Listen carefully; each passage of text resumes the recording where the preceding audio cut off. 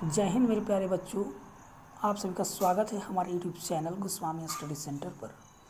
आज के इस वीडियो में हम बताने वाले हैं सोशियोलॉजी का ऐसे 1 का जो एग्ज़ाम 5 अक्टूबर 2024 को हुआ था, यानी कि अर्धवार्षिक परीक्षा आप इसे कह सकते हैं, उसका आंसर की लेकर आया हूँ। तो आप लोग हमारे वीडियो में शुरू से अंत तक बने रहें और आप अपना अपना आंसर मिला लें कि आप 40 में से कुल कितना अंक प्राप्त करने वाले हैं। तो चलिए क्वेश्चन को फटाफट स्टार्ट करते हैं और आप लोग मिलाते जाएं और कमेंट करके आप हमें ज़रूर बताएं कि आप 40 में से कितना अंक प्राप्त करने वाले हैं। तो चलिए फटाफट मिलाते हैं।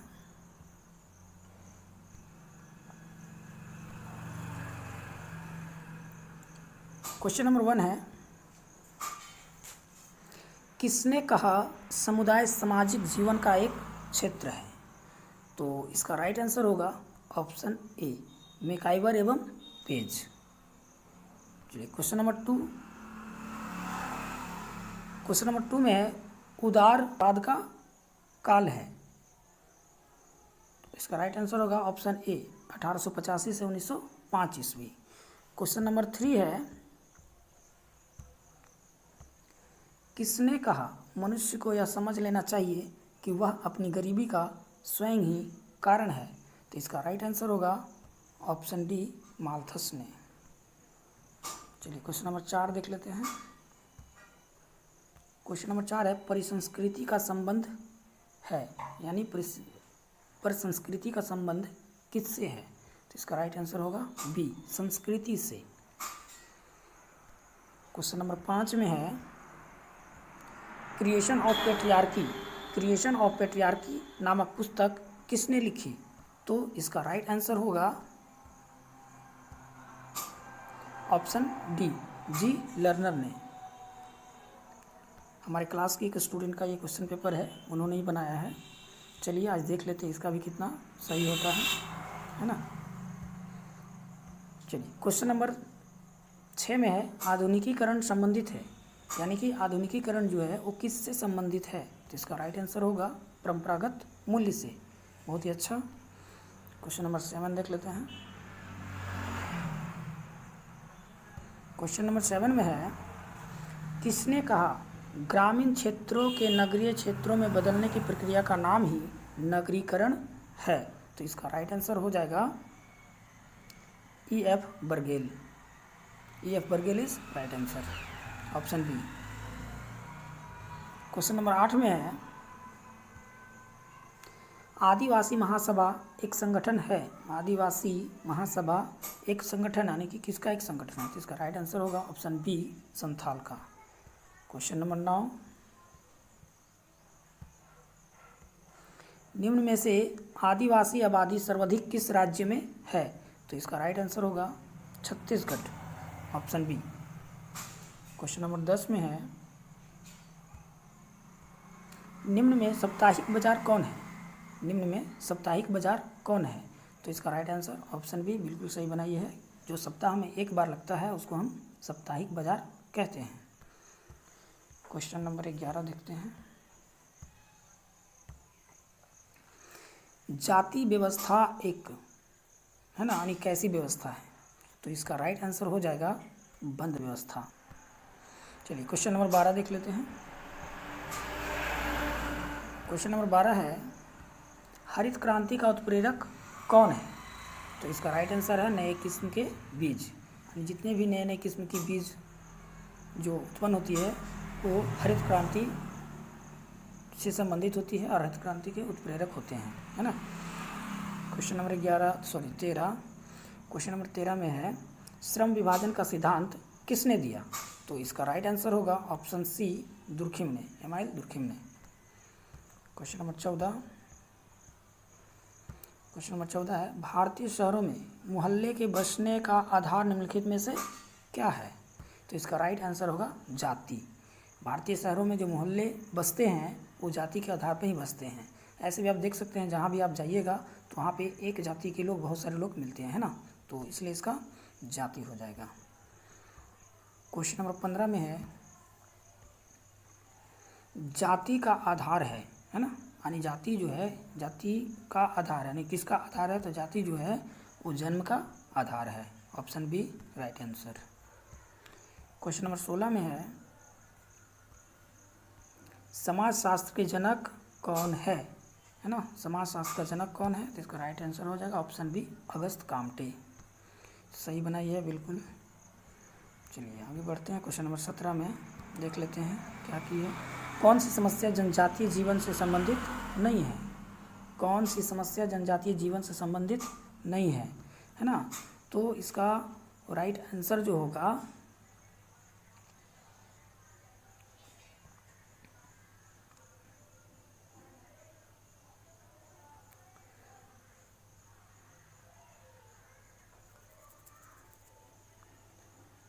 ऑप्शन ए इसका राइट आंसर होगा।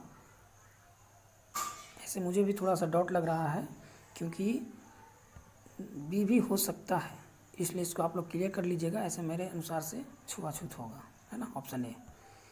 चलिए क्वेश्चन नंबर 18 देखते हैं। क्वेश्चन नंबर 18 है एडम स्मिथ ने कहा कि बाजार में काम करता है ना, एडम स्मिथ ने कहा कि बाजार में काम करता है, तो कैसे करता है ना, तो इसका राइट आंसर होगा ऑप्शन बी अदृश्य हाथ। यानी कि एडम स्मिथ ने कहा कि बाजार में काम करता है, तो अदृश्य हाथ जो है वो बाजार में काम करता है। ठीक है, क्वेश्चन नंबर 19 देख लेते हैं। क्वेश्चन नंबर 19 में है पन्नीकरण में, है ना, पन्नीकरण में क्या होता है, तो पन्नीकरण क्या है, एक सेवा भी पन्य हो सकती है, जो वस्तु पन्य नहीं है वह कभी पन्य नहीं हो सकती है, या फिर केवल वस्तु पन्य हो सकती है, या फिर इनमें से सभी होगा। तो इसका राइट आंसर यानी पन्नीकरण में एक सेवा भी पन्य हो सकती है, इसका राइट आंसर मेरे अनुसार से ऑप्शन डी होगा, इनमें से सभी। लेकिन आप लोग थोड़ा सा इसको कंफर्म कर लीजिएगा। चलिए क्वेश्चन नंबर 20 देख लेते हैं। बहुत ही सुंदर सा सवाल। चाची नातेदारी की किस श्रेणी के अंतर्गत आती है, यानी चाची जो है वो नातेदारी के किस श्रेणी के अंतर्गत आती है, तो इसका राइट आंसर हो जाएगा तृतीयक। बिल्कुल सही जवाब। क्वेश्चन नंबर, चलिए आगे बढ़ते हैं। 21 क्वेश्चन नंबर 21 में 21 में है चिपको आंदोलन के जनक कौन थी, चिपको आंदोलन के जनक कौन थी, इसका राइट आंसर होगा गौरा देवी, है ना। चलिए क्वेश्चन नंबर 22 में है सोसाइटी नामक पुस्तक के रचयिता कौन है ना, तो इसका राइट आंसर हो जाएगा ऑप्शन ए मैकाइवर एवं पेज। क्वेश्चन नंबर 23 है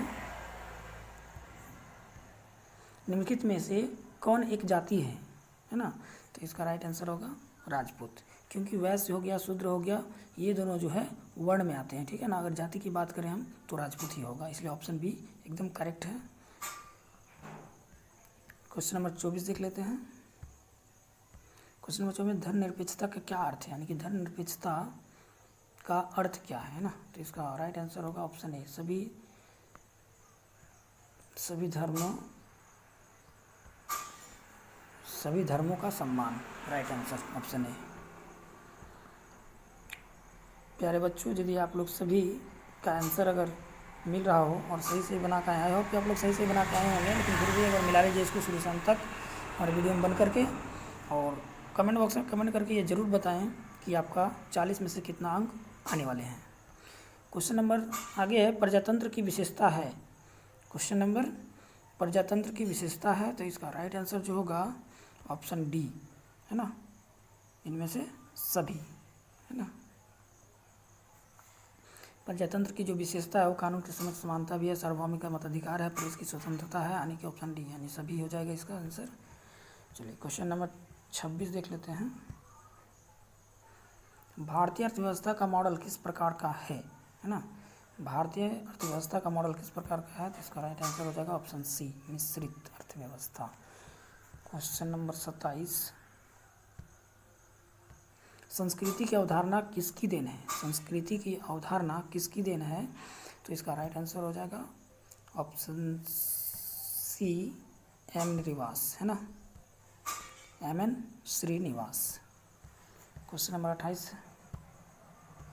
सबसे ज़्यादा औद्योगिकरण उनमें से किस राज्य में हुआ है? तो इसका राइट आंसर हो जाएगा Maharashtra, option D. Question number 29 में है, प्राथमिक समूह की सबसे बड़ी भूमिका क्या है ना? तो इसका राइट आंसर हो जाएगा ऑप्शन सी, विचारों एवं व्यक्तित्व का निर्माण करना। क्वेश्चन नंबर 30 में है,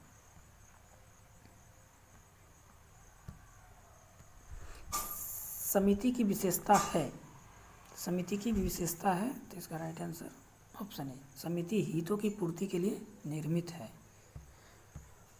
क्वेश्चन नंबर 31, निम्न में से कौन एक जनजातीय धर्म का प्रकार है? निम्न में से कौन एक जनजातीय धर्म का प्रकार है? मेरा अनुसार से टोटमवाद है, लेकिन इसको आप लोग कंफर्म कर लीजिएगा कहीं से देख करके। चलिए क्वेश्चन नंबर 32 में है, भारत में जाति एवं वर्ग के लेखक हैं। भारत में जाति एवं वर्ग के लेखक हैं, तो इसका राइट आंसर होगा ऑप्शन बी, GS धुर्य। क्वेश्चन नंबर 33 है, भारत के किस प्रांत में हिंदू अल्पसंख्यक पाए जाते हैं? बहुत ही पेचीदा सवाल दे दिया है, क्योंकि इसमें जो है दो ऑप्शन ऐसा है जहाँ पे हिंदू अल्पसंख्यक पाए जाते हैं, जैसे जम्मू कश्मीर हो गया और पंजाब हो गया, है ना। तो इसमें प्रॉब्लम है, लेकिन जम्मू कश्मीर हम मार देते हैं, इसका पंजाब भी हो सकता है।